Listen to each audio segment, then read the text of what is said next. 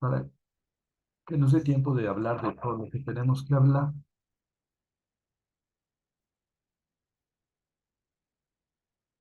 Les voy a compartir ahora nada más el texto. Bueno, este título, fraudes electorales, perdónenme, pero es que como me equivoqué en las ligas,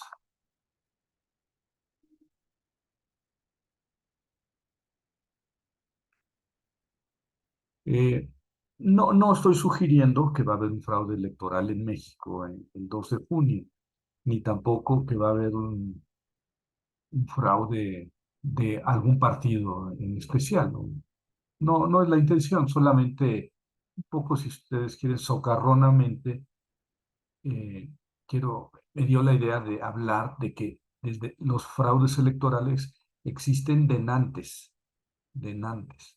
Entonces, yo me voy a centrar en la Biblia sin hacer alusiones a la política contemporánea, porque no es mi fuerte, no es mi objetivo tampoco, y entonces prefiero no meterme en esos temas. Eh, bueno, entonces vamos a hablar de tres fraudes electorales. En el Antiguo Testamento, los tres. Igual y tenía idea de tocar alguno del Nuevo,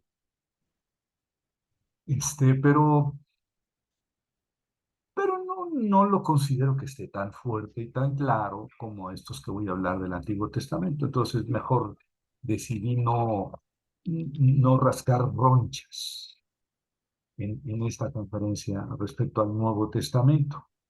Entonces, miren, desde luego que les repito lo de siempre, en el momento que ustedes quieran tener algún comentario, alguna este, intervención, pues solamente levantan su mano, ¿verdad? Y me dicen. eh, y así hacemos un diálogo más sabroso. Bueno, entonces ahora les comparto eh,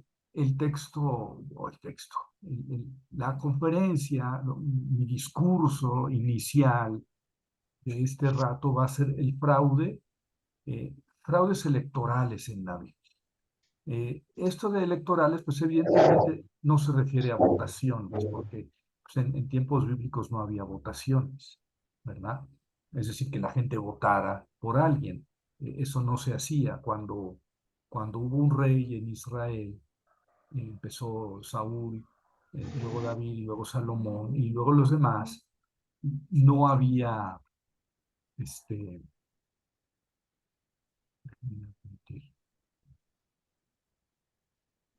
no había votación, ¿verdad? Era Dios el que elegía. O el pueblo por aclamación, pero no se organizaban votaciones, eso no existía. De todas maneras, había elecciones y alguien elegía a alguien. Y vamos a hablar de tres fraudes. El, el primero es el fraude en la elección de Jacob. Eh, en Génesis 27 está narrado un, un terrible acontecimiento para Esaú, para Esaú, de la, de su pérdida de calidad de primogénito y por tanto de la bendición de Jacob, perdón, de Isaac. Eh, el texto es dramático, es muy dramático, es muy bello y les invito a que lo leamos poniendo algunos acentos, ¿verdad? Es 27:1-5 es Isaac promete la bendición a Esaú. Isaac, el hijo de Abraham, promete la bendición a Esaú. Esaú era el mayor de sus hijos. Recuerden que Esaú y Jacob eran hermanos y eran gemelos, ¿verdad? Y Esaú era el mayor y por tanto a él le correspondía la bendición y la primogenitura.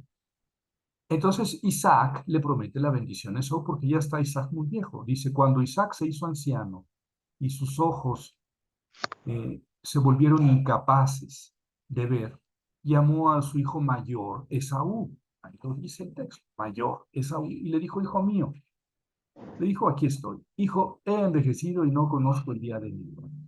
Ahora toma, te ruego, tu arma, tu carcaj y tu arco. Ve al campo, caza para mí una presa. Prepárame un guiso como me gusta y tráemelo. Lo comeré y mi alma te bendecirá antes de morir, ¿verdad? Entonces aquí está muy claramente expresada la intención, el deseo de Isaac. Bendecir a Esaú y para lo cual le pide, prepárame un animal que vas a ir a cazar.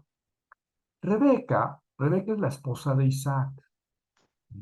Escuchó hablar a Isaac con su hijo Esaú. Esaú se fue al campo para cazar y traerlo. En los siguientes versículos, Rebeca instruye a Jacob para que él robe la bendición de Isaac. Bueno, el título está clarísimo. Rebeca, la mamá de los dos, eh,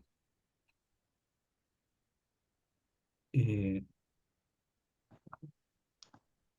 instruye a Jacob, a su hijo menor, al segundo, para que él, Jacob, robe la bendición. Bueno, ese es el título que yo le pongo, pero vamos a ver lo que dice el texto. Rebeca dijo a su hijo Jacob, escuché que tu padre dijo a tu hermano Esaú, tráeme una presa y prepárame un guisado, lo comeré y te bendeciré ante el Señor antes de mi muerte. Ahora, hijo mío, escucha mi voz con la que yo te ordeno. Ve, te ruego, donde las ovejas y tómame de entre ellas 2 cabritos buenos de las ovejas y los prepararé en guisado para tu padre, como le gusta. Lo llevas a tu padre para que coma y te bendecirá antes de su muerte. Jacob dijo a su madre Rebeca, mi hermano Esaú es velludo, mientras que yo soy lampiño. Tal vez mi padre me sienta, sea a sus ojos una vergüenza, y yo atraiga sobre mí la maldición y no la bendición. Su madre le dijo, sobre mí tu maldición, hijo mío, solo escucha mi voz, ve y toma esto para mí. Entonces, perdón, me voy a... Eh, aquí está muy clara la intención de Rebeca, ¿verdad? Y también de su hijo Jacob, porque Rebeca le plantea a Jacob, bueno, ve aquí donde están las ovejas, al corral, tráeme 2 cabritos, yo los prepararé. O sea, Isaac le dijo a Esaú, prepáralos tú, ve a cazar y prepáralos. Y Rebeca le dice a Jacob, ve al corral, saca 2, yo los voy a preparar como le gusta a tu padre, y él te va a bendecir. Y Jacob le dijo a su madre, mi hermano, o sea, Jacob no niega, Jacob no se extraña. Jacob solamente manifiesta que tiene miedo. A lo mejor mi padre se va a dar cuenta porque mi hermano es peludo y yo soy lampiño. Y entonces si Rebeca lo anima, le dice, no, no, no, sobre mí va a caer tu maldición si es que tu padre se da cuenta. Escucha mi voz, ve y toma eso para mí. Lo que sigue, Jacob se presenta ante Isaac, ¿verdad? Fingiendo que es Esaú. Jacob cogió y llevó a su madre los cabritos. Su madre preparó el guiso como le gustaba a su padre. Rebeca tomó los vestidos de Saúl, su hijo mayor, que estaba con ella en la casa, y vistió a Jacob, su hijo menor. Le puso la piel de los cabritos de las ovejas en las manos y sobre la parte lampiña de su cuello. Puso el guisado y el pan que había preparado en mano de su hijo Jacob. Y lo que sigue, entró Jacob con su padre y le dijo, Padre mío, y le dijo, aquí estoy. ¿Quién eres tú, hijo mío? Jacob respondió a su padre, yo soy Esaú, tu primogénito. Bueno, el texto es muy claro, ¿eh? Jacob respondió a su padre, yo soy Esaú. ¿Ya? No hay manera de disculpar a Jacob. Tu primogénito, te preparé como mandaste. Levántate, bebe y come de mi casa para que me bendiga tu alma. Isaac dijo a su hijo, ¿cómo? ¿Tan rápido encontraste, hijo mío? Porque se trataba de ir a cazar. Respondió, es que el Señor tu Dios me hizo encontrar frente a mí. Isaac dijo a Jacob, acércate yo y te oleré, hijo mío, si tú eres mi hijo Esaú o no. O sea, Isaac inmediatamente lo dudó. Jacob se acercó a su padre, lo palpó, desde luego aquí el sujeto es Isaac lo palpó y dijo, la voz es la de Jacob, pero las manos son las manos de Esaú. No lo reconoció, pues sus manos estaban velludas como las manos de su hermano Esaú, y lo bendijo. Ya está, está hecho. Preguntó, ¿eres tú mi hijo Esaú? Respondió, soy yo. Dijo, tráeme la presa y comeré, hijo mío, para que te bendiga mi alma. Se la acercó y comió, le llevó vino y bebió. Su padre Isaac le dijo, acércate y bésame, hijo mío. Se acercó y lo besó. Olió el aroma de su ropa, lo bendijo y dijo, fíjense por qué Rebeca le dijo, no, te voy a poner la ropa de Esaú para que tu padre huela que eres Esaú. El olor de mi hijo es como el campo que el Señor bendijo. Dios te dio el rocío del cielo, la riqueza de la tierra y la abundancia de grano y vino nuevo. Te servirán pueblos, se postrarán ante ti naciones. Sé jefe de tus hermanos. Que se postren ante ti los hijos de tu madre. Malditos los que te maldigan, benditos los que te bendigan. Como ven, eh, eh, ya está, le echa la bendición, ¿verdad? Lo que sigue es muy dramático, lo que sigue es muy, muy, muy fuerte, muy intenso.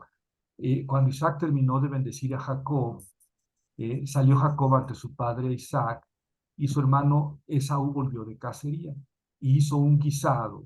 Esaú lo llevó a su padre y le dijo, levántese, padre mío, y coma la casa de su hijo para que me bendiga su alma.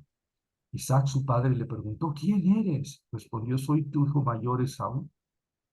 Isaac tembló mucho con gran estremecimiento. Así dice, es mi traducción. Tembló mucho con gran estremecimiento y preguntó, ¿quién fue entonces quien trajo la casa, la presentó ante mí? Comí de todo antes que llegaras y lo bendije. Él será bendito.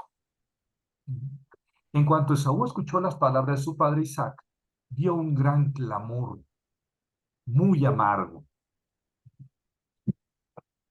Ese lo podemos imaginar, ¿no? Dio un gran clamor muy amargo y dijo a su padre, bendíceme también a mi padre mío.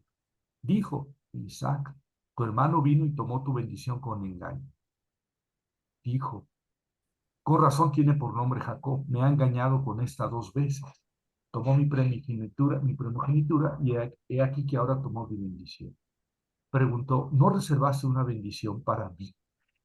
Es que es dramático, ¿sí? Es dramático, pobre de Saúl. Me lo imagino ahí tronando de... Yo no sé qué significaba la bendición, pero la bendición era para el mayor y nada más era una. Y como ustedes ven aquí en la narración, la bendición del Padre tiene un poder talismánico, ¿verdad? Mítico, si quieres, si quieren un tabú o algo, pero tiene una fuerza que ellos le reconocen, tanto el padre como Rebeca, como Jabú y como Esaú y Jacob. Isaac respondió a Esaú, lo he puesto como señor tuyo y de todos sus hermanos. Le he dado como siervos con grano y con vino lo he sostenido. Así pues, ¿qué puedo hacer, hijo mío? Y Saúl dijo a su padre, tienes una bendición, padre mío, bendíceme también a mí, padre mío. Esaú levantó la voz y lloró. Es una narración muy dramática, muy intensa. Isaac, su padre, le respondió, tu morada estará lejos de la fertilidad de la tierra y del rocío del cielo. Por tu espada vivirás y a tu hermano servirás. Pero cuando te impacientes te sacudirá su opresión sobre tu cuello.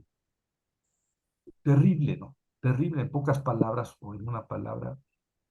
eh, Isaac le dice, no, no te puedo dar otra bendición. La bendición que le di es que te va a dominar. Y Esaú pues está completamente triste y en paroxismo, está fuera de sí. Bueno, ahí tienen el primer fraude del que quiero hablar. Está claro, repasando los asuntos, los temas, cuál era la voluntad de Isaac. Isaac expresó claramente que su voluntad era bendecir a su hijo mayor Esaú.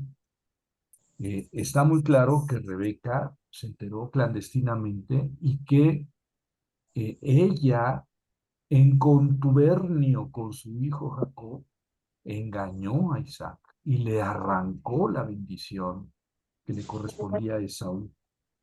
¿verdad? Está claro también que Jacob no teme, Jacob, perdón, que Jacob teme, no tiene reparo en engañar a su padre y robar la bendición. Lo que tiene es miedo. Dice, ay mamá, y si papá, mi papá se entera. Pero Rebeca insiste. Ella es la que prepara los cabritos, ella disfraza a Jacob para engañar con el olor y con el tacto a Isaac, que estaba muy anciano y ya no veía bien. Isaac con todo duda, pero lanza la bendición sobre Isaac, sobre Jacob. Una bendición que es algo mágico, ¿no? O sea, no sé exactamente a qué correspondía la bendición. Es en los primeros capítulos de la Biblia, pero era algo mágico, era algo eh, que se daba al mayor y que tenía cierto peso, ¿verdad? Para dirigir la historia en cumplimiento de esa bendición. Bueno, y después viene el drama del sufrimiento de Saúl, ¿verdad? Bueno, el primer fraude. Miren, este fraude sería una narración pintoresca, si quieren, tramposa, picaresca, simpática, eh, pero, pero la narración, como está en el capítulo 27 del Génesis, no es pintoresca, picaresca y simpática, es muy, muy cruel, es muy triste, especialmente para Esaú. Pero aún así sería una historia insignificante como hay miles en la Biblia. Sin embargo, se trata de Jacob, el padre de sus 12 hijos, el padre de las 12 tribus de Israel, que después Dios lo llama Israel. O sea, es el padre de Israel, el padre del pueblo. Israel, el padre de de las 12 tribus. O sea, si no fuera este personaje y este momento de la historia tan crucial en la historia de Israel, pues sería una narración que podría divertirnos, podría despertar nuestro espíritu sádico, pero no, es el padre de Israel, es el origen del pueblo. Y ahí en el origen del pueblo hay un fraude tramado por Rebeca y por Jacob. Le sacaron la bendición fraudulentamente a, a Isaac. Bueno, voy por la segunda tranza electoral. Bueno, aquí se trata de una elección que es la elección de Jacob como padre del pueblo de Israel y no de Esaú, que era el que le correspondía y que era al que Isaac quería bendecir. Bueno, el segundo fraude es la elección de David. El otro momento crucial, o más bien otro de los momentos cruciales en la historia de Israel, la elección de David, es fraudulenta. Les voy a leer los textos, se los voy a mostrar y ustedes decidirán si es fraudulenta o no. Claro que aquí el fraude no está tanto en Rebeca y Jacob, es decir, en alguno de los personajes. Aquí el fraude es, lo voy a decir para que me pongan la atención porque ya los veo que están distraídos. Es un fraude de Dios. Dios cometió fraude. Primer libro de Samuel, capítulos 11 y 12, tratan de la victoria contra los amonitas. Amón, pues, la actual Jordania, la capital era la misma, Amán, y ellos oprimían a los israelitas cuando en Israel no había rey. Entonces Saúl comandó a los ejércitos de Israel en contra de los amonitas, ¿verdad? Y luego, por esa victoria, Saúl es proclamado rey, ¿verdad? Pero Dios le había dicho a Saúl que él iba a ser rey por medio de Samuel. Eso quedó así pues yo voy a ser rey muy bien, pero después de la victoria, Saúl es proclamado rey por el pueblo, ¿verdad? Y después de esto viene la despedida de Samuel. Samuel ya estaba de salida en su vida y dice, bueno, pues ya les puse un rey, ya está. Como ustedes lo pidieron, ahí está el rey elegido por Dios, las dos cosas. Ustedes pidieron y Dios les eligió a Saúl. Ahí está. Yo por mi parte termino de mi función. Pero sigue, sin embargo, eso es en el capítulo 12. En el capítulo 13, los versículos 7b a 15, se los quiero leer. Aquí se narra la ruptura entre Samuel y Saúl. ¿Por qué es tan importante Samuel? Porque él es el último de los jueces y él es el que eligió, bueno, el que ungió al rey. Él ungió a Saúl como rey, ¿verdad? Como aclamación por su victoria contra los amonitas, pero también porque Dios le había dicho, unge a este cuate como rey. Yo lo elegí. Y aquí hay una ruptura entre Samuel y Saúl, y quiero que ustedes escuchen el texto y digan si fue justa esa ruptura, si es justa la reacción de Samuel. Saúl seguía en Gilgal, muy cerca de Jericó, y todo el pueblo lo seguía temblando. ¿Por qué? Porque estaban enfrente de la batalla, ¿verdad? Estaban acampando para iniciar la batalla. Esperó 7 días, ¿no? Saúl al frente del ejército. Esperó 7 días conforme al plazo de Samuel. Samuel le había dicho, voy a venir en 7 días. Mientras tanto, no inicies el combate. Entonces, esperó 7 días conforme al plazo de Samuel, pero Samuel no llegó a Gilgal y la gente, el ejército, se dispersaba. Una batalla no iniciada, perdida. O sea, se trataba de que el ejército acampara enfrente de los enemigos, llegara Samuel, hiciera un sacrificio, y entonces ahora sí el pueblo va, digamos, con la bendición de Samuel y de Dios a la guerra, a la victoria. Pero Samuel no llegaba, habían pasado 7 días y no llegaba. Entonces Saúl dijo, tráiganme el holocausto, el sacrificio, y los sacrificios de paz, y realizó el holocausto. O sea, antes el rey podía hacer pues, el sacrificio, como lo hizo David, como lo hizo Salomón, ¿verdad? Este no era el problema. Eh, Ofreció el sacrificio de paz y el holocausto. El problema es que no había llegado Samuel, pero Samuel se había tardado más de lo que había dicho, ¿sí? Y el ejército estaba en vilo. Cuando terminó de ofrecer el holocausto, llegó Samuel. Saúl salió a ese encuentro para saludarlo. Ay, Samuel, qué bueno, perdón, sí, Samuel, qué bueno que llegas. Fíjate que ya no podemos atrasar el enfrentamiento. Samuel preguntó, ¿qué has hecho? Saúl respondió, como vi que la gente se dispersaba y tú no llegabas en el plazo de los días y que los filisteos, los grandotes enemigos, se habían concentrado en Micmas. Dije, ahora van a bajar los filisteos contra mí a Gilgal y yo no he implorado ante el Señor. Y me vi forzado a ofrecer el holocausto. La reacción de Samuel. Samuel dijo a Saúl, actuaste como un necio. No observaste el mandato del Señor, tu Dios, que te había ordenado, que me esperaras. Bueno, que me esperaras 7 días, pero no llegaste en 7 días. Tacha. Ahora, ahora el Señor hubiera confirmado tu reinado sobre Israel para siempre. Ahora tu reino no será estable. El Señor se ha buscado un hombre según su corazón. El Señor lo confirmará como príncipe sobre su pueblo, pues tú no guardaste la orden del Señor. Samuel se levantó y subió de Gilgal a Gibea de Benjamín. Saúl censó a la gente que se encontraba con él y eran 600 hombres. Bueno, pues ustedes juzguen, ¿no? Ustedes juzguen. Eh, yo digo mi opinión, ¿verdad? Samuel exageró. Overreacted. Exageró. Pues, si no llegaba a tiempo y el ejército estaba enfrente del enemigo, pues el problema no es que Saúl, digo, hiciera sacrificios, no, el problema es que se adelantó, los hizo él antes de que llegara Samuel, y por eso Samuel le dice, actuaste como un necio, y entonces, por no haber obedecido a Dios, Dios te cambia y ya se eligió a otro, a David.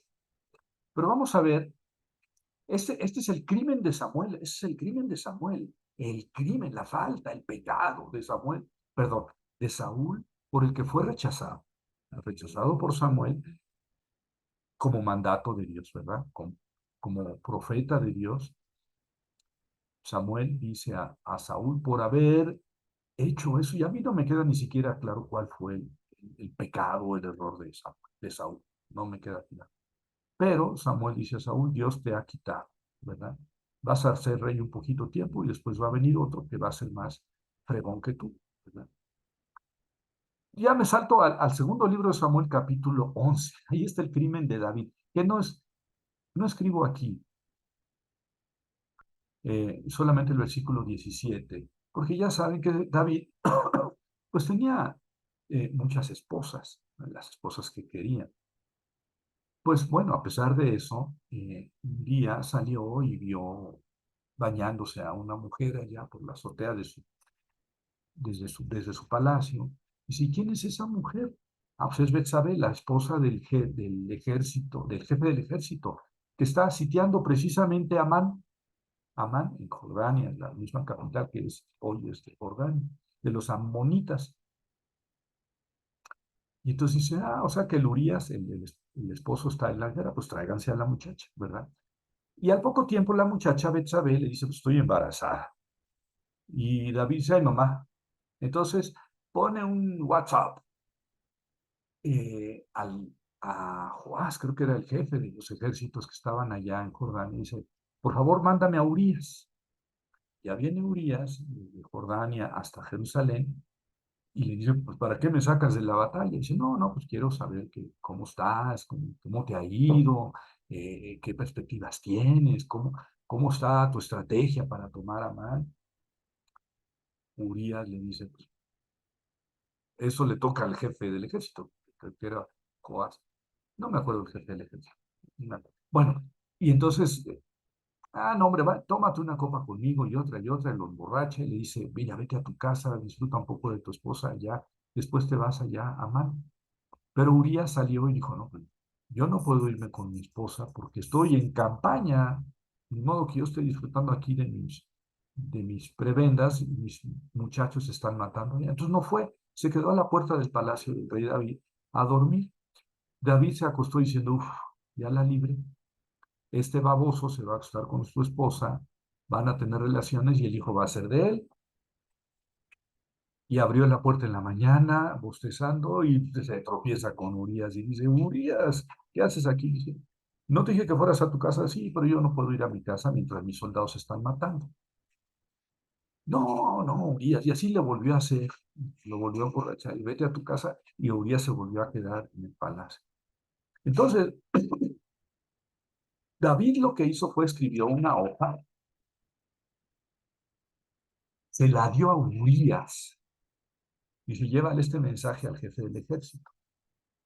Y Urías llegó el mensaje al jefe del ejército, y en el mensaje decía, ordena un ataque contra la muralla de Amán, que Urías vaya al frente con los valientes, los valientes de David, pues, eran lo granado de, su, de, su- de sus fuerzas personales, de su guardia personal, de sus guerreros, eran los valientes, ¿verdad?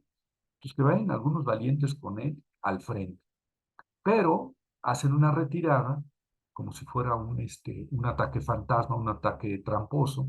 Se retiran, pero esa orden de retirada no se la dan a Urias y a los que estén con él. Y entonces le dijeron, bueno, pues ok,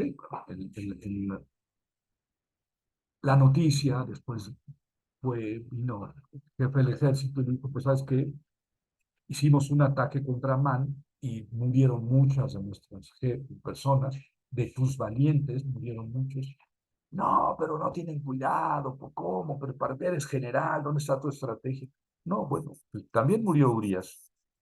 Bueno, no, entonces, bueno, mira, pues eso pasa en la guerra, ¿verdad? Se gana y se pierde, ahora perdimos, pues ya te regresas al ejército y en otra ocasión planeas mejor tu ataque contra Amán. Entonces, lo que estoy subrayando es que la falta de David no solamente fue el adulterio con Betsabé, no, fue el asesinato de Urías, y no solamente el asesinato de Urías, sino de algunos de sus valientes, de sus elegidos como como emblemas de su ejército, de los valientes de David. En el versículo 17 dice, los hombres de la ciudad salieron, es el informe, lucharon contra Joab. Cayeron unos hombres del pueblo, de los siervos de David, y murió también Urías el hitita. O sea, el crimen de David no fue nada más el adulterio, no, fue asesinato múltiple. Unos de los crímenes de David.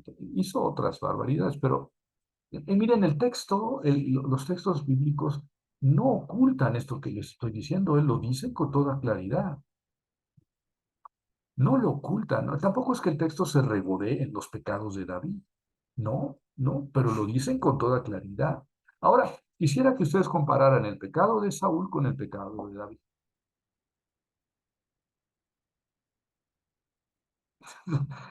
¿Dónde está la equidad? O sea, por casi nada, yo diría por nada, Dios le dijo a Saúl, tú ya no sirves por desobediente, por terco y por necio, ya te cambié. Y a David no le perdonó todo, todo, todo. Esto que está aquí, que acabo de narrar, fue perdonado. Insisto, si fuera cualquier otro momento, cualquier otro rey de la historia, bueno, pues es una cuestión medio folclórica, pintoresca, picaresca, tramposona, pero es David el Mesías, el ungido de Dios, el hijo de David, el descendiente de David, sería el que reinara en Israel. No, bueno, salvo su mejor opinión, aquí no hubo equidad. Saúl por nada fue rechazado y David por todo, a todo se le perdonó, ¿verdad? Yo creo que en la elección de David, en vez de Saúl, porque bueno, Saúl fue el primer rey, fue el primer elegido, pero muy rápido, por esto que está aquí, fue cambiado por David, pero a David se le perdonó todo. Claro, claro, esto lo he estudiado bastante y en la conferencia que tuvimos con los biblistas de México, el primer rector de la pontificia dio una conferencia sobre esto. Y yo le dije, en las preguntas finales, dije, bueno, pero ¿por qué la Biblia hace un ataque tan masivo en contra de Saúl y en favor de David? Bueno, su respuesta fue, grosso modo así, bueno, ¿quién escribió la historia, Jaime? Vea que donde en todos lados se cuecen habas. Los que ganaron escribieron la historia y la escribieron así. Pero es muy curioso que no ocultaron. Los crímenes de David no quedan ocultados. Y el crimen de Saúl tampoco queda ocultado, que en realidad es casi nada. Actuaste como un necio. Pero hombre, si estaba el ejército enfrente, me adelanté porque tú no llegabas y me habías dicho que en 7 días. No. Bueno, vamos con el tercer fraude, el fraude en la elección de Salomón. Hoy es otro momento importantísimo, porque Salomón es el hijo de David, es el rey sabio, es el rey sabio, pero es muy pintoresco el fraude de su elección, porque Saúl, como les había dicho, tenía muchas esposas y muchos hijos, y Salomón no era el mayor ni de los mayores, era el hijo de Betsabé, el segundo hijo de Betsabé, pero no era ni con mucho el mayor y no, bueno, no estaba, digamos, no había tradición de, porque el primer rey fue Saúl, sustituido por David, entonces no había tradición de que el hijo mayor iba a ser el rey, más bien era quien el rey eligiera, ¿verdad? Porque pues, era una dinastía, desde el principio se planteó así, ¿verdad? A uno de tu linaje pondré siempre en el trono. Pero vean cómo fue la elección de Salomón, ¿verdad? En el capítulo 1 del primer libro de los Reyes se habla de la tentativa de Adonías. Adonías era uno de los hijos de David que se proclamó rey, así tal cual. Aquí es tentativa de nombrarse rey. Y él se autoproclamó rey, invitó a gente muy importante de la jerarquía eclesiástica, jerarquía militar y política, y se proclamó rey en un banquete, ¿verdad? Antes lo había hecho otro de sus hijos, Absalón. Absalón incluso eh, le hizo un fraude, o sea, Absalón empezó a meter cizaña en el pueblo en contra de David, su padre, y a favor de él, y luego se autoproclamó rey y entró con el ejército a Jerusalén, al grado que David, con los suyos, tuvo que huir de Jerusalén. David huyó de Jerusalén de su hijo Absalón, de su hijo Absalón. Bueno, David quería mucho a Absalón y se lamentaba y lloraba de que su hijo estuviera como rey y él anduviera en el destierro, pero tenía fieles en el ejército y entonces David, digamos que su ejército venció a Absalón y Absalón murió. Y cuando le llevaron la noticia a David de que Absalón, su hijo, había muerto, David se puso muy triste. Y entonces el jefe del ejército le dijo, ah, carambas, David, a ti te hubiera encantado que Absalón no muriera y que nos derrotara. Pues sí, pues sí. Entonces le dice, no, pues tú tienes que salir con la gente y felicitar al ejército de la derrota de Absalón y tomar volver a tomar el reino. Así era David, así era David. Dice el texto que no, estaba muy viejo y nunca les puso freno a sus hijos. No, tiene muchas historias los hijos de David. Bueno, y entonces esta tentativa de Adonías se sigue con la intriga de Natán y Betsabé. ¿Quién es Natán? Natán es el profeta bonito, el profeta que se acuerdan que le dice, un señor tenía una ovejita, pero al lado vivía un señor que tenía 20,000 ovejas, pero le gustó la ovejita del pobre este y se la quitó. Y entonces David dice, ah, ese merece la muerte. ¿Cómo se fue a fijar en la única ovejita del otro? Ah, bueno, pues ese eres tú, porque eso hiciste con Urías y Betsabé. Y entonces ese es el pasaje, pues, donde David se arrepiente por las palabras de Natán. Y Natán es el que le dice que uno de su linaje se sentará así sobre su trono, etcétera. Entonces Natán es un gran profeta, claro, es un profeta de los que no escribieron, de los que no hay un libro del profeta Natán. Estamos en el siglo X antes de Cristo, y los primeros profetas escritores son del siglo VIII. Bueno, pero fíjense lo que hace Natán. Natán dijo a Betsabé, Betsabé la madre de Salomón, ¿verdad? ¿No escuchaste que Adonías, hijo de Hagit, es rey, hijo de Hagit, hijo de David? Hagit es la esposa. Es rey y que nuestro señor David no lo sabe. Todo esto sabe Natán, que Adonías se proclamó rey y que no le dijo a David. Ahora vete, le dice a Betsabé, te voy a dar un consejo para que salves tu vida y la vida de tu hijo Salomón. Ve, preséntate al rey David y dile, ¿no me juró mi señor el rey Salomón, tu hijo reinará después de mí? Él se sentará en mi trono. Es lo que le va a decir Betsabé a David, ¿verdad? Por orden de Natán. ¿No me juró el señor mi rey, tú, David? Salomón, tu hijo, reinará después de mí. Él se sentará en mi trono. ¿Por qué reina Adonías? Mientras tú estés hablando ahí con el rey, yo entraré detrás de ti y confirmaré tus palabras. Así como de casualidad llego y todo coincide. Betsabé entró en la habitación del rey. El rey estaba muy anciano y Abisag, la sunamita, servía al rey. Betsabé se inclinó, se postró ante el rey. El rey preguntó, ¿qué hay contigo? Pues era su esposa, pero bueno. Ella le dijo, mi señor, tú juraste a tu sierva por el Señor, tu Dios. Tu hijo Salomón reinará después de mí y se sentará en mi trono. Aquí tengo que decir que no hay, ese juramento no está en la Biblia. O sea, la Biblia nunca dice, todo lo que está antes, que David haya jurado tal cosa. A Betsabé, ¿verdad? Probablemente ya como estaba viejo, pues es una de las mentiras que está utilizando Betsabé, ¿verdad? Tú me juraste, ¿verdad? Pero ahora Adonías se hace rey. Pero ahora, mi señor, el rey, no te enteras. Sacrificó muchos toros, corderos cebados, convocó a los hijos del rey, al sacerdote Abiatar, a Joab, al jefe del ejército, pero no convocó a tu siervo Salomón, a tu hijo y mi hijo. Los ojos de todo Israel están en ti, mi señor el rey, para que les informes quién se sentará en el trono de mi señor el rey después de él. Cuando mi señor el rey se acueste con sus padres, mi hijo Salomón y yo seremos tenidos por culpables.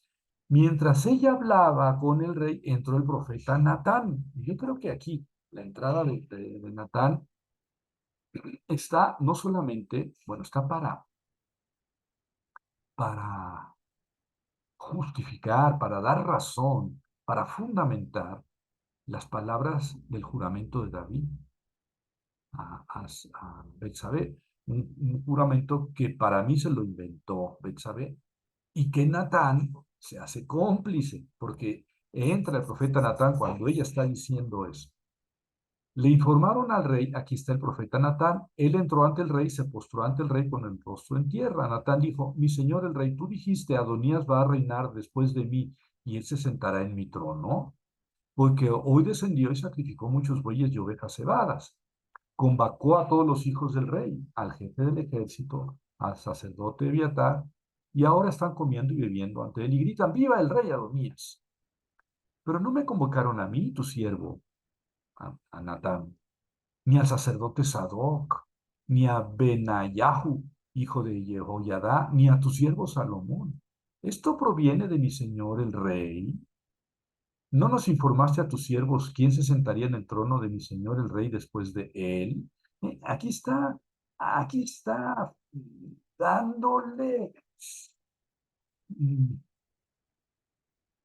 el espaldarazo al juramento que según Betsabé le había hecho a David. Y que no está, o sea, léase de Génesis a lo que está antes, no está ese juramento. Pero aquí Dan, Natán, ah, es una intriga, es una intriga. Es una intriga que hace Betsabé con el apoyo del profeta Natán. Y entonces David decide nombrar en ese momento rey a Salomón, ¿verdad? Y entonces Adonías se llena de miedo y dice, no, no me mates, no me mates, le dice a Salomón, porque ya lo nombró rey. Bueno, aquí tienen otra intriga de la mamá. Claro que aquí Salomón no toma parte de la intriga. Salomón ni se entera, no aparece por lo menos en la narración, pero sí el profeta Natán y Betsabé. Y otra vez el anciano David, que ya no controla sus hechos, ni sus ideas, ni sus juramentos. Y le ponen la trampa, el profeta le hace pensar que el juramento que le dijo, que le recordó Betsabé es un juramento que él hizo, y entonces ordena pues que Salomón sea rey. El otro fraude, el otro fraude. Eh,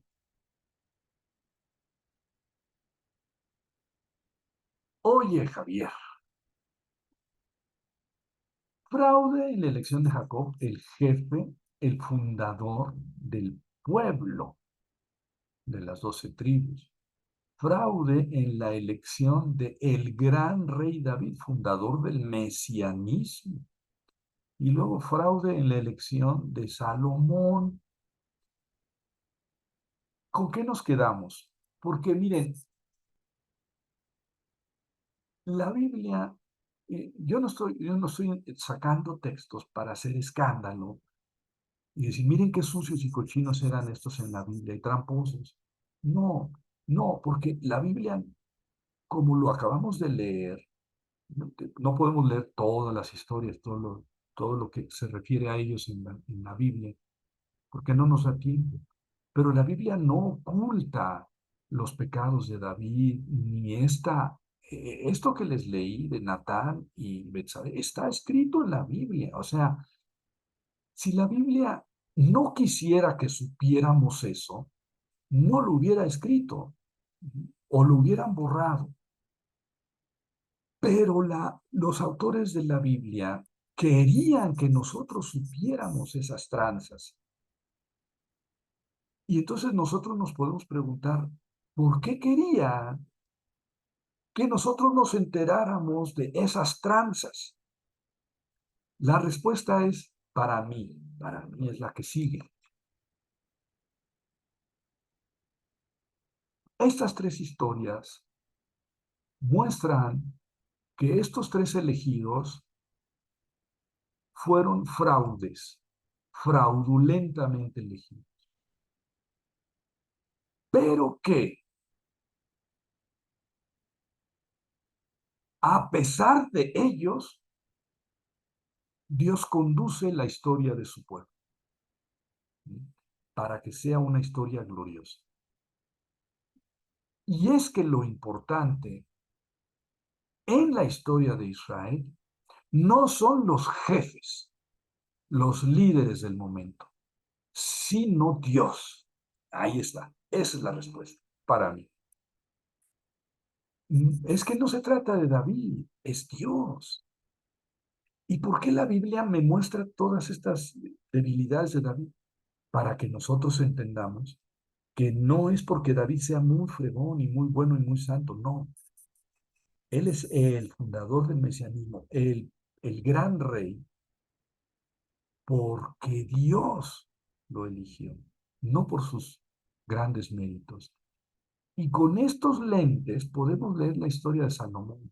No, no es porque Salomón haya sido muy bueno y muy sabio y que, no, no, no, es porque Dios lo eligió.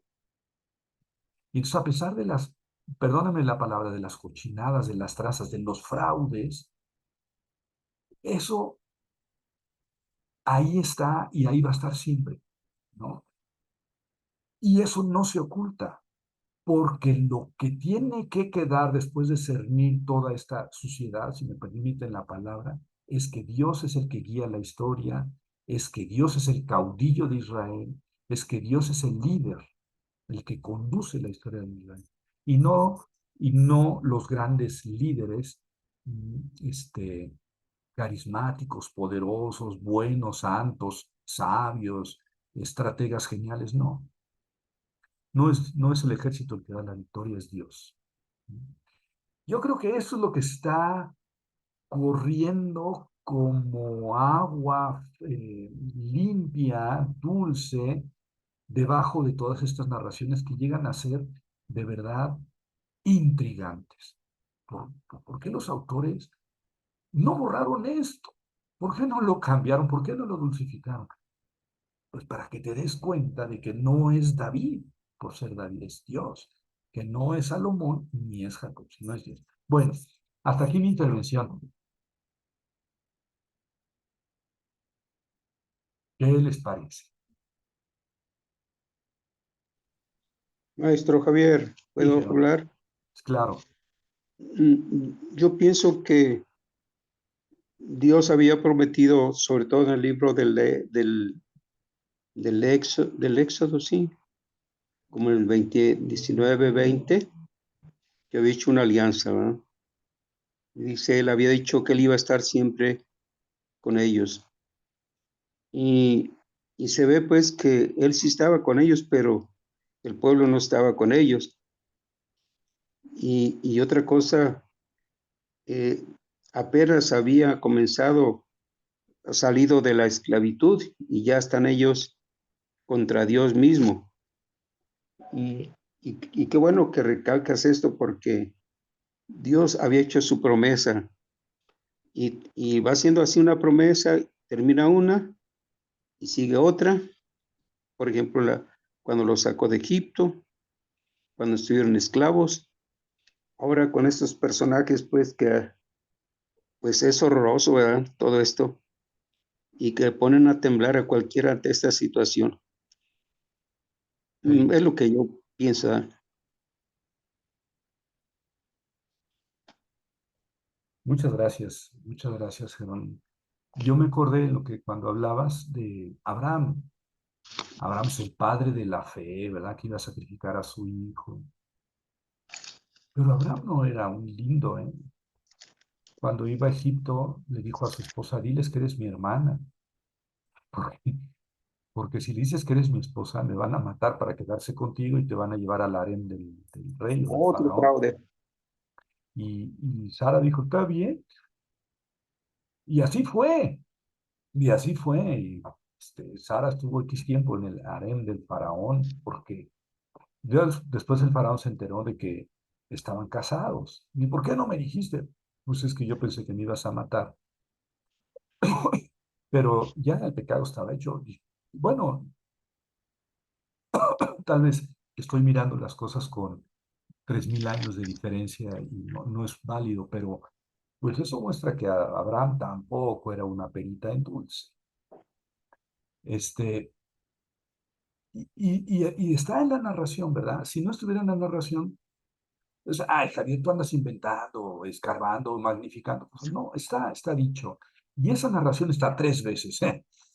Es un triplete. Está 2 veces con Abraham y Sara y otra vez repetida la misma narración con Isaac y Rebeca.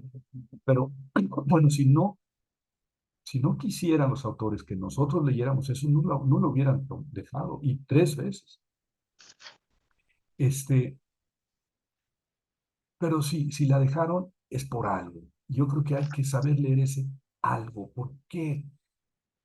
¿Por qué no son superhéroes los profetas, los patriarcas?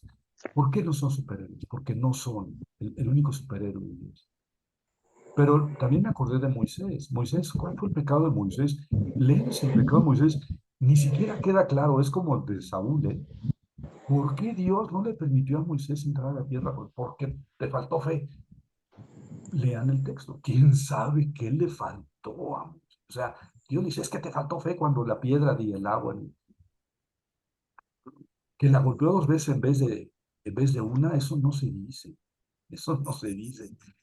¿Cuál fue? Pero además es el error de Moisés, la falta de fe, que nunca queda claro en qué consistió.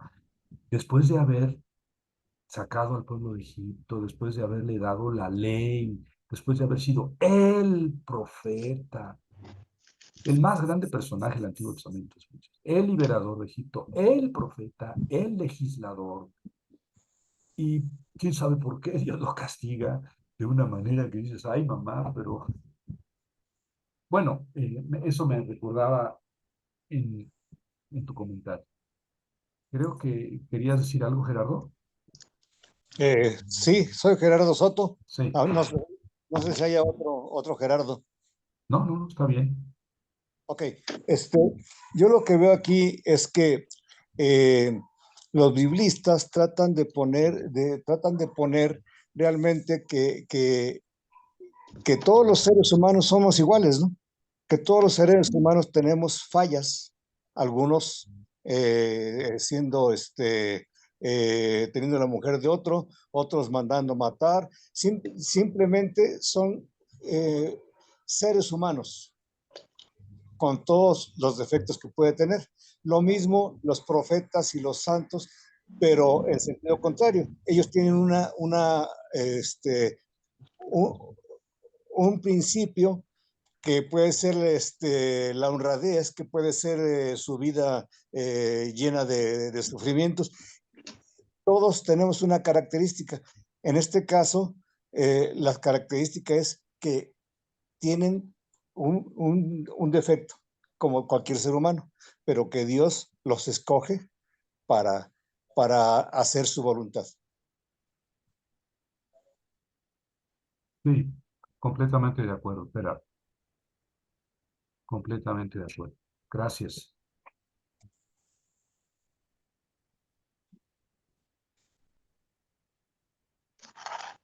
Sí, Felipe. Gracias, doctor. Muchísimas gracias. Me agradó mucho esta propuesta que hace y me llama sobremanera la atención la narración que los agiógrafos realizan. Parecería ser que en este discurso, pues, nos muestran a un Dios que es como que copartícipe de los fraudes.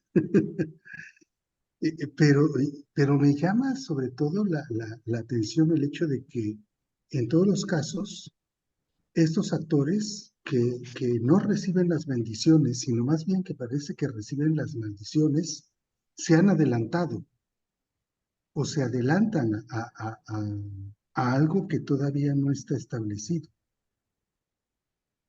Eso me llama mucho la atención, ¿no?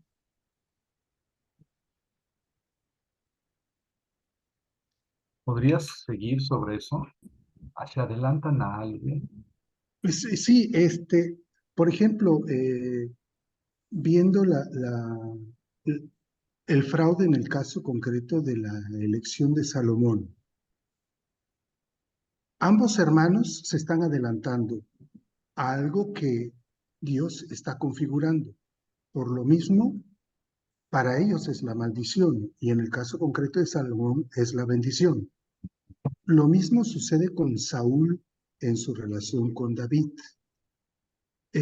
Saúl se está adelantando a algo, incluso cuando en el ataque, pues no se espera que lleguen a ataque, ¿no? Sino que él se adelanta nuevamente. Y en el primer caso, con Jacob, como que acontecería, que es lo que me llamaría la atención, como que antes acontecería algo al revés, porque quien se adelanta es Jacob, y no el caso de Saúl, que Saúl sí, por ejemplo, se espera y pues se va a ir a cazar para tener el alimento. Pero Jacob sí, ahí sí se adelantó. Que bueno, que ahí un poquito como que me hace ruido, pero bueno, es lo que yo obtengo como resultado. Bueno, a lo mejor, Felipe, el asunto es que no es porque uno se adelante, ¿no? Como en el caso de Absalón y Adonías, sino es porque Dios lo eligió, o de Saúl inclusive. Es porque Dios ya tiene, ¿sí? Y en el caso de Jacob, él se adelanta, pues sí, pero Dios ya lo tenía elegido. Y fíjense que aquí metemos a Dios olímpicamente, es muy molesto, es muy intrigante, muy cuestionante esto de que Dios es parte de los fraudes. Pues sí, sí. O sea, Dios cometió fraudes electorales. ¿Sí? Bueno, ¿quién le va a prohibir a Dios hacer fraudes electorales, no? Es decir, yo creo que aquí hay que leer la Biblia como es, para lo que es. O sea, eh, y si Dios comete fraudes electorales es precisamente para mostrar que no es la grandeza o la pureza o la fortaleza de una persona lo que hace la historia, sino que es el Dios. Entonces, a pesar de que muchos se proponen, se adelantan, como dices, Él tiene su camino, ¿verdad? Bueno, hay dos cosas. Él tiene su camino que no está basado en la integridad moral de los líderes. Yo creo que eso es importante en todo esto, ¿no? O sea, ¿por qué? O sea, ¿por qué me ponen a David como modelo? Es que no es modelo de moralidad.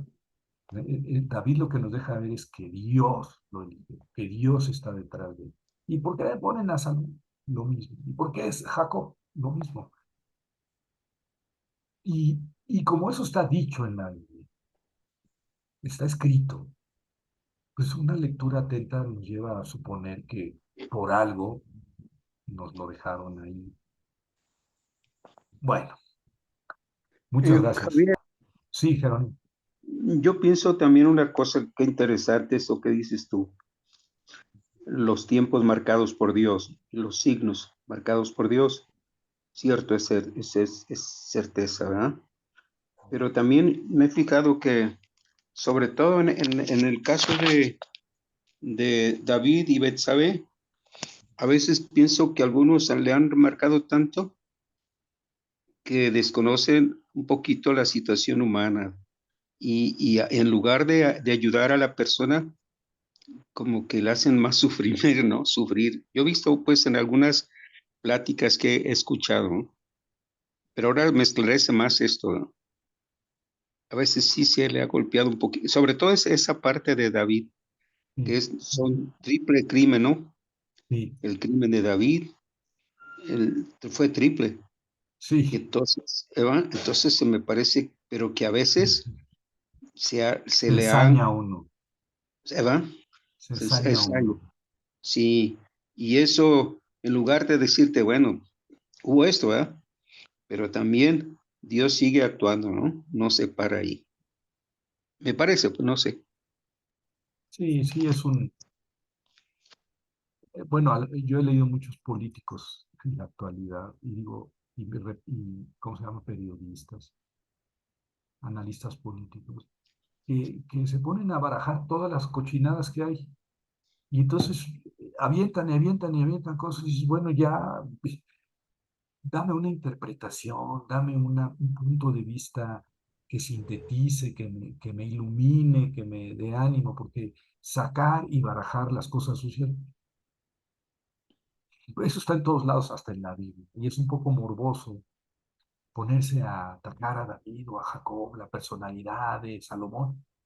Yo creo que le estamos fallando a lo que la Biblia nos quiere decir realmente, ¿no? Sí, yo creo que sacar esas cosas suciamente, morbosamente a la luz y decir, miren, miren los superhéroes bíblicos cómo eran. Yo creo que es errarle a la manera de entender el texto. El texto está diciendo, sí, sí, eran así, pero fíjate que Dios elige a personas así. O sea, si me eligió a mí, ¿no? Y en cambio no eligió a ese cuate que está enfrente, que es mucho más capaz que él. Si es que eso se pudiera decir, ¿no? El otro asunto que hay que comentar y hay que tener siempre presente es la historia la escriben también en la Biblia los ganadores. Los Pero ganones, los ganones. Pero pero no ocultan, no ocultan, o sea, no, no, eso no. exactamente, la dinastía, la dinastía davídica desde Salomón empezó a escribir la historia de David, pero no ocultaron los pecados. Eso es muy bello, eso es muy bello. Yo creo que por ahí tendríamos que ir en nuestra manera de leer la Biblia. Bueno, muchas gracias. Bueno, si alguien todavía quiere decir algo, con mucho gusto. Tenemos unos minutos. Sí, Felipe. No, nada más agradecerles. Ah, Aplausos. gracias. Como estoy medio ciego. Bueno, un abrazo para todos. Y el próximo miércoles voy a hablar con un exalumno mío, que es ahora doctorante. Y, y vamos a hablar sobre el cuidado de los ancianos en la Biblia. Y fuera de la Biblia, el cuidado de los ancianos. En la Biblia es muy lindo, es algo muy lindo el cuidado de los ancianos, tanto en el Antiguo como el Nuevo. Y en la actualidad tiene mucha vigencia, mucho poder, incluso de actualidad, pro morena o anti morena, la pensión para los ancianos. Vamos a hablar de eso la próxima semana, desde el aspecto bíblico, pero ya saben, o sea, nosotros lo que queremos es echar fuego en el pajar para provocar solamente la reflexión. Nosotros, especialmente yo, no tengo ningún interés en jalar para mi iglesia, porque además no tengo iglesia, ni para mi molino, no, no. Esto, mi colaboración es simplemente leerle el texto, que es mi especialidad, y, y provocar la reflexión. Cada quien toma sus decisiones. Bueno, otro abrazo y nos vemos el próximo miércoles. Buenas Que les vaya muy noches. bien. Gracias, Javier. Gracias a Buenas, todos. Que gracias. pasen buenas Gracias noches a todos. todos. Bonita noche. A la Pati, ¿no está por Igualmente, ahí? buenas noches. ¿No está la Pati? Que No. Sí, ahí descansen. está Pati Moreno y Pati Maroto. Sí, Ellos nos faltan. Maroto, sí, padre, aquí estoy. Adriel, Isaac, Bazán, Sí. Maroto.